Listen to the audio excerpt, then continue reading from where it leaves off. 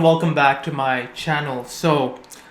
Today I'm going to do something related to deployment. I know for the last few videos I've been doing more coding related videos, but I wanted to switch pace and do some deployment stuff.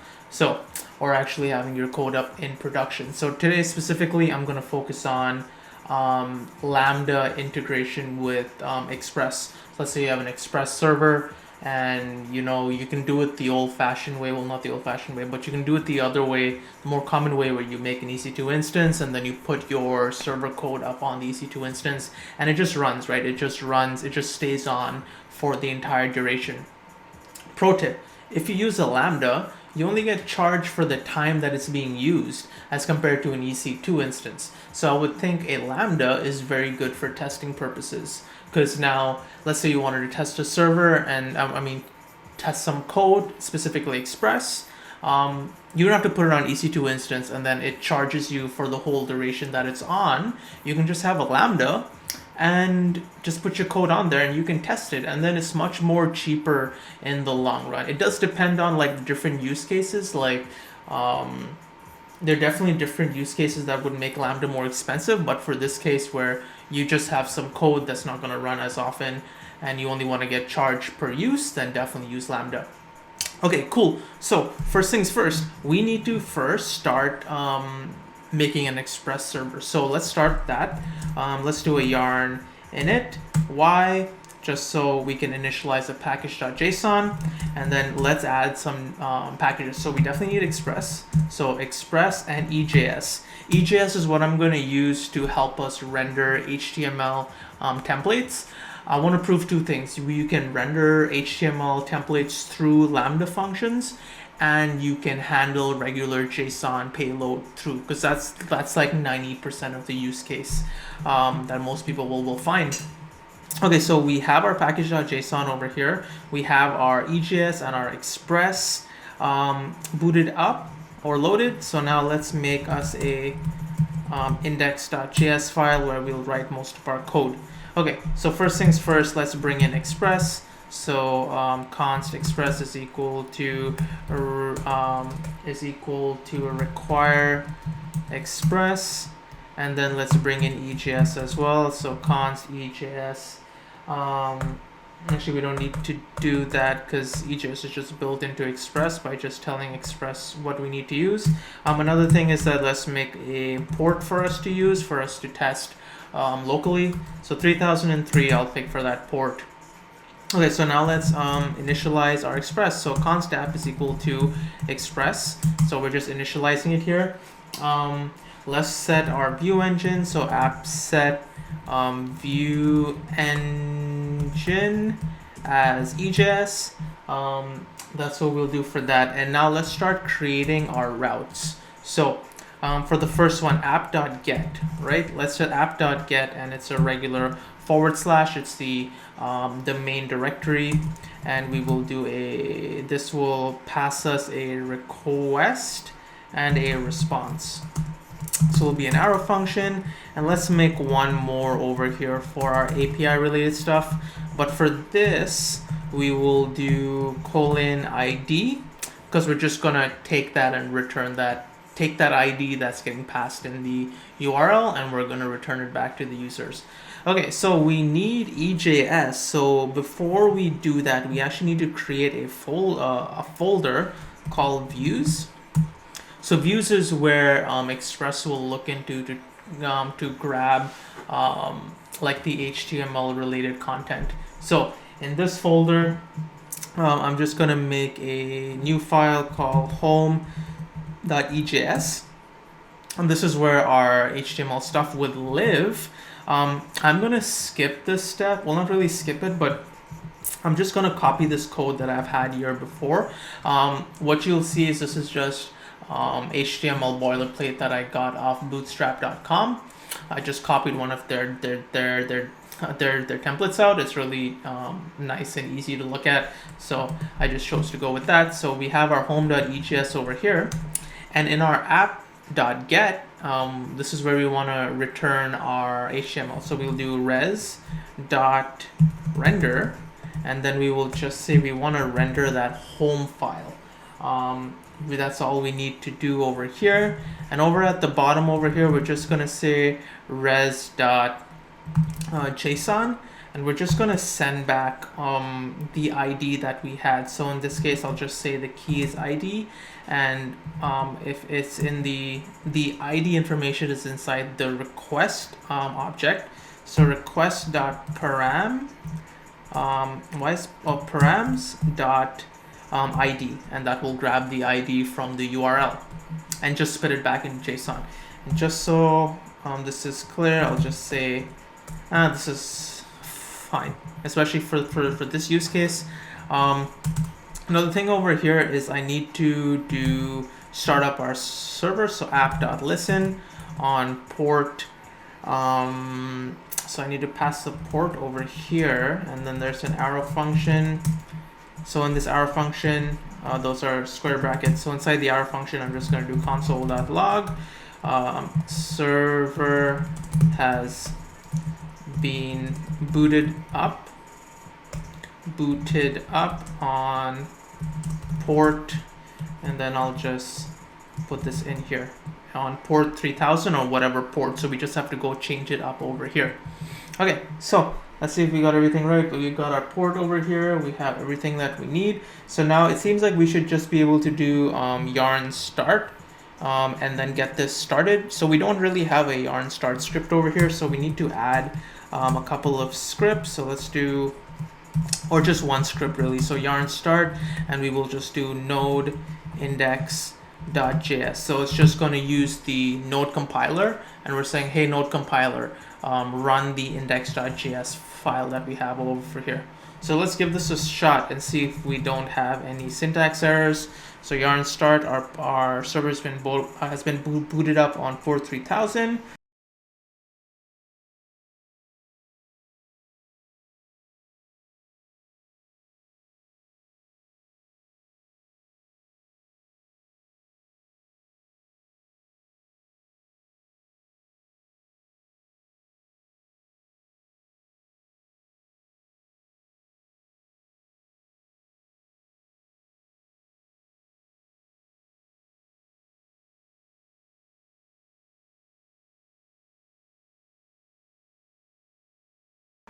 So we did a bunch of this work. Now we just have to somehow deploy this code to Express. Deploy this code to Lambda. This is not completely ready. We still need one more package, and it's called serverless HTTP. So let's do that right now. Yarn add serverless HTTP. So let's get that in over here, and now we just got to use our serverless HTTP over here. So we'll say const serverless is equal to require serverless HTTP. All right, so we have that. So now here's the thing. We want to run serverless HTTP when it's on Lambda, but we want to still use the regular way of doing app.listen on your local host machine. App.listen will not, it won't work for our Lambda instance. It'll only work for when we're doing stuff locally. So what we're going to do is we're going to use a little if statement, and we're going to use environment variables to help us switch between these two statements, so this code knows how to run on both Lambda and your local machine. Okay, so let's make a quick if statement. If process.env what did I say? Process.env environment is equal to let's say this is Lambda, LAMBDA. Then we want to do a module.exports.handler is equal to serverless, and then we're gonna wrap our application with serverless. So this is what's going to be invoked on Lambda, and for locally, what we're going to do over here is just do app.listen. So let me bring this up, save this file now, and let's just do a yarn start just to make sure everything is good. So yarn start, everything looks good, everything looks like it compiled well. So now we can just hit enter, and it seems like we're still getting hello world.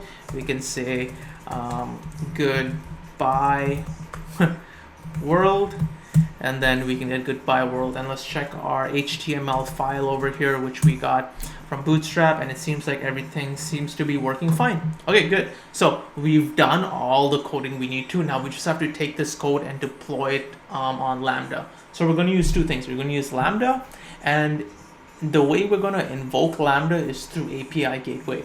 So we're going to use API gateway. We're going to use whatever URL API gateway gives us, and we're going to hit that endpoint to invoke the Lambda function, which will invoke our Express server. So let's go do exactly that. So I have my AWS console booted up already. So now let's create a Lambda function that we need. So over here, create a function.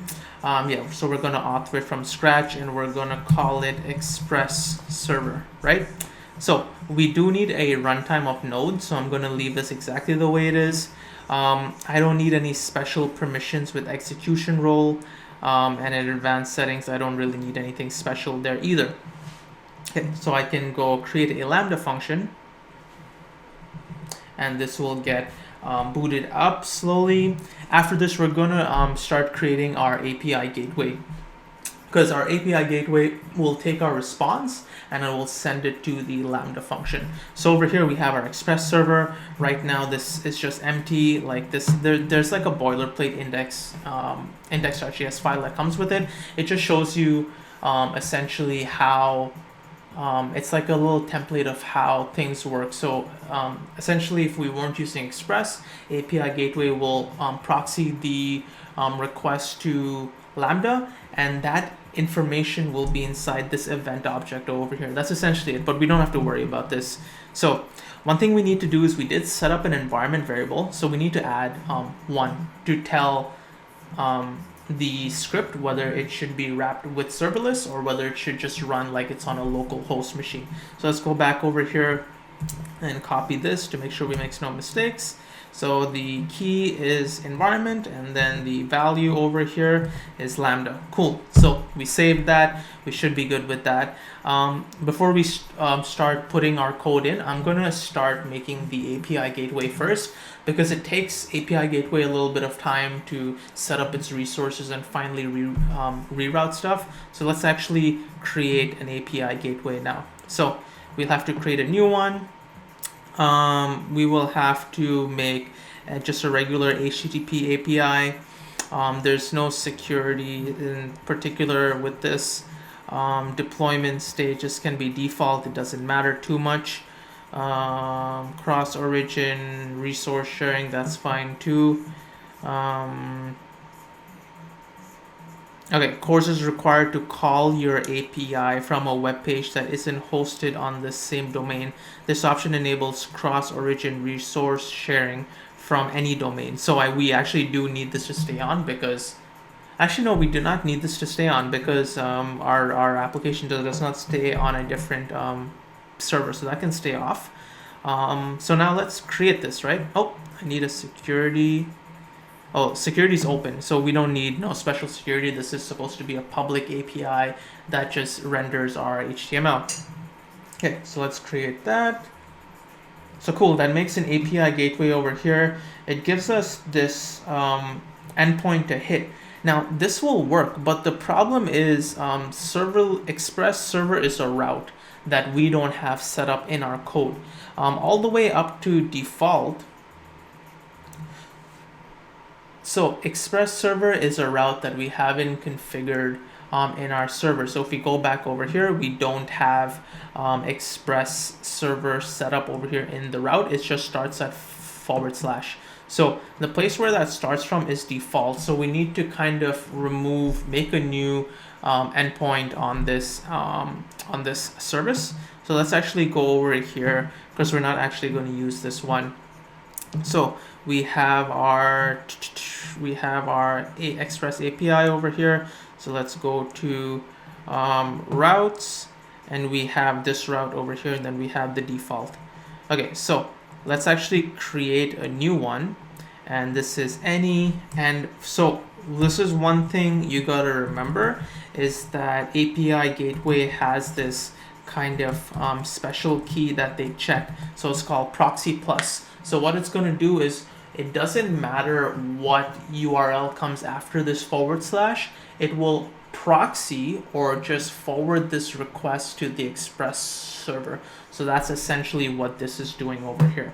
Let's create this. So we have a proxy request. Let's go over here, add integration. So we're gonna create an integration with Lambda, with our Lambda function over here. So we have our Lambda, it nicely autofills it. So we have our Express server Lambda function over here, and let's check over here. We don't have any specific timeout. It won't run for that long. Okay, so it's any, and our Lambda function over here is Express server. So let's create this. Okay, cool.